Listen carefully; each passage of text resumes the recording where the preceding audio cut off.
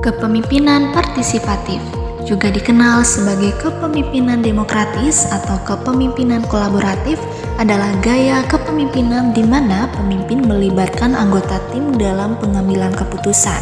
Ini berarti pemimpin tidak hanya memberikan perintah, tetapi juga mendengarkan ide-ide dan saran dari anggota tim dan bekerja sama untuk mencapai tujuan bersama. Berikut beberapa ciri khas kepemimpinan partisipatif. Yang pertama, keterlibatan. Pemimpin mendorong anggota tim untuk berpartisipasi aktif dalam proses pengambilan keputusan. Mereka memberikan kesempatan untuk berbagi ide, memberikan masukan, dan membantu dalam merumuskan solusi.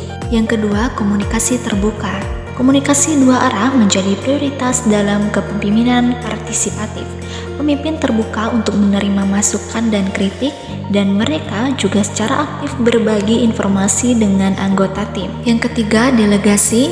Yang keempat, membangun konsensus. Pemimpin berusaha untuk mencapai konsensus dalam pengambilan keputusan. Mereka berfokus pada solusi yang didukung oleh sebagian besar anggota tim, bukan hanya keputusan unilateral. Yang kelima, membangun kepercayaan. Saya, Niputu Dina Rikayanti Dewi, dengan NIM 2202014502. Dalam kasus PT Narita Karyatama, saya mengambil gaya kepemimpinan partisipatif. Lalu apa yang saya lakukan jika saya menghadapi permasalahan tersebut? Mari simak videonya. Selamat pagi semuanya, terima kasih telah hadir. Kita akan membahas situasi perusahaan yang sedang kita hadapi. Seperti yang kalian tahu, PT Narita Karyatama telah berkembang pesat selama 5 tahun pertama. Kita dikenal dengan inovasi produk dan budaya kerja yang dinamis. Namun, dalam 2 tahun terakhir kita menghadapi tantangan besar. Munculnya pesaing baru dan penurunan penjualan menjadi masalah serius yang perlu kita selesaikan bersama. Penurunan pendapatan menjadi masalah utama. Ekonomi kita tidak lagi menarik bagi pelanggan karena teknologi yang kita gunakan sudah mulai bisa menggantikan desain. Dan yang paling penting, pelanggan sekarang lebih memilih produk yang menawarkan integrasi teknologi baru seperti AI. Sementara PT Narita Karyatama belum siap untuk berubah. Kita semua harus mengakui bahwa kita berada di titik kritis. Kita perlu melakukan perubahan besar untuk menghadapi tantangan ini. Tapi saya tidak ingin memberikan instruksi, saya ingin kita bekerja sama untuk menemukan solusi terbaik bagi perusahaan kita. Dari ide saya, bagaimana jika kita mengadakan sesi brainstorming untuk menentukan ide-ide baru dari semua tim.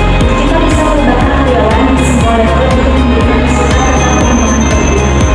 Dan kembali lagi intinya, saya ingin mendengar ide dan saran dari kalian.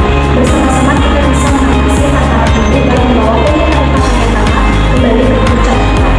Kita semua akan memiliki peran penting dalam menentukan arah perusahaan.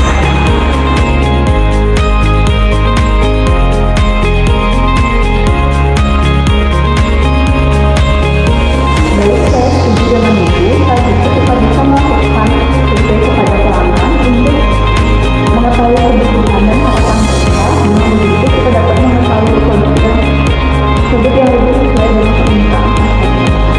Kita juga perlu melakukan pelatihan untuk meningkatkan keterampilan tim dalam teknologi terbaru seperti AI dan cloud.